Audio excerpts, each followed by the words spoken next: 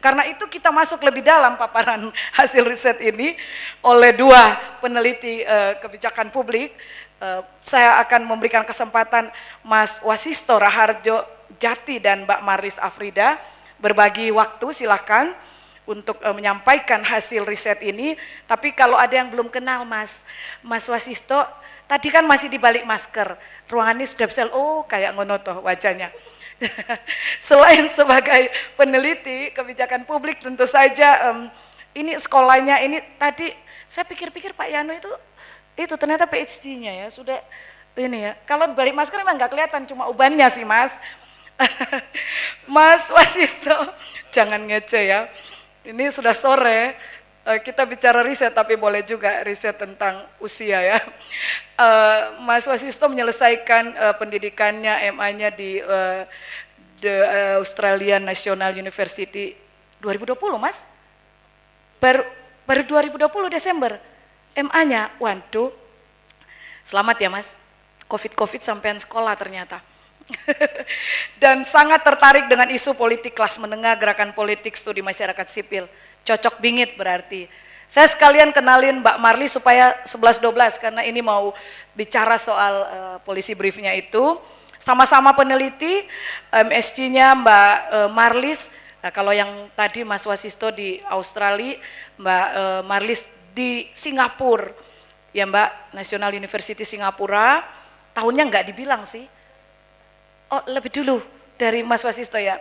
Sampean kuliah sebelum COVID gitu ya. Oke, ini Mbak Marlis juga founder dan CEO Green Network Asia ya. Oke, 7 tahun bekerja Mbak sebagai pejabat pemerintah. Salah ya, salah baca saya ya. 7 tahun bekerja di berbagai bidang pokoknya Mbak. Segala bidang. Kita bisa lihat Mbak Marlis nanti buka masker sebentar gantian sama Mas Wasisto. Tapi yang pasti kiprah dari Mbak Marlis dengan Mas Wasisto sudah cukup mumpuni sebagai seorang peneliti sehingga Infit menggandengnya pada riset ini. Monggo Mas Wasisto, tolong dijelaskan polisi briefnya ini urgensi kebijakan untuk menangani ketimpangan gender digital serta pentingnya percepat inisiatif baik OMS untuk inisiatif baik dari OMS untuk mendorong kesetaraan gender dalam mendorong demokrasi Indonesia di era digital. Silahkan berbagi waktu dengan Mbak Marlis ya.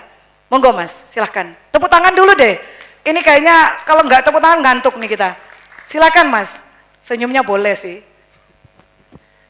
Ya, baik. Terima kasih Mbak Zonya atas kesempatannya. Saya secara pribadi sangat terhormat menjadi bagian dari tim riset Infit ini, di mana saya hanya ikut bagian kecil saja dari penulisan ini.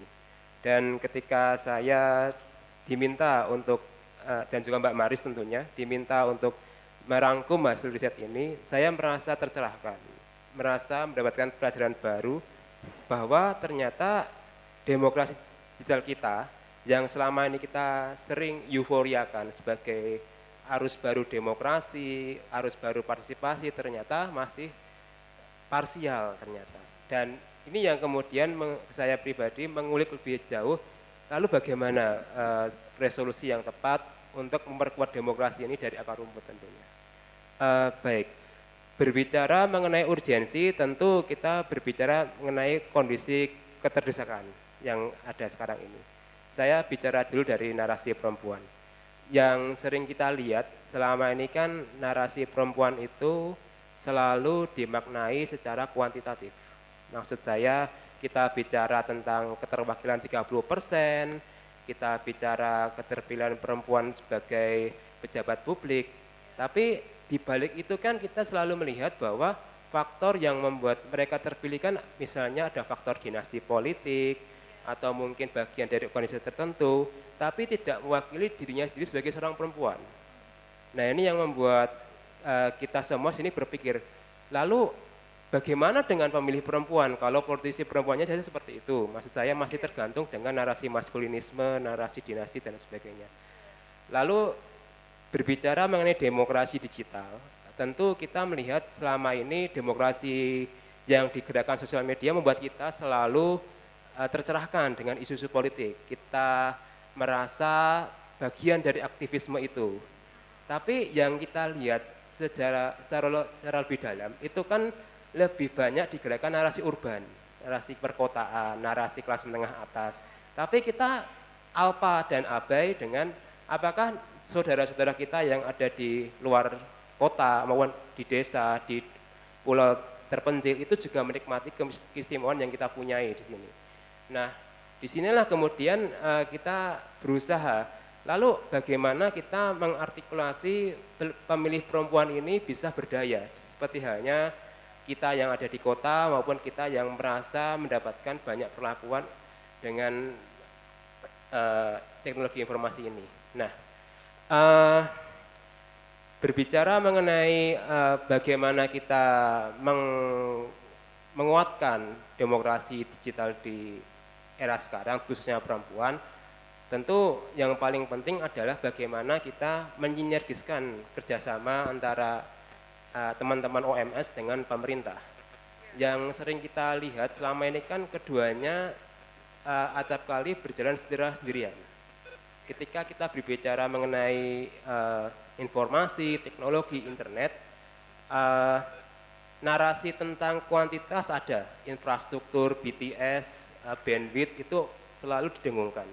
Tapi seringkali yang kita alpa adalah narasi kualitatifnya, bagaimana pendampingan, bagaimana fasilitasi, bagaimana kita memberikan training pada teman-teman kita yang masih belum terlalu peka atau mungkin eksploratif dengan internet. Nah, di sini saya melihat ada baiknya, kalau saya langsung ngomong rekomendasi kebijakan ya, ada baiknya kemitraan ini diperkuat dengan adanya penguatan peran OMS dalam advokasi isu perempuan ini.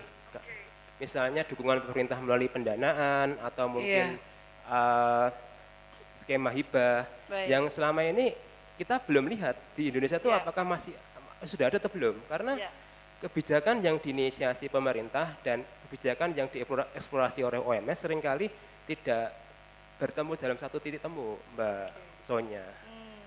Dan yang kedua nanti mungkin bisa ditambah oleh Mbak Marlis ya, tentang bagaimana kita kemudian melihat apakah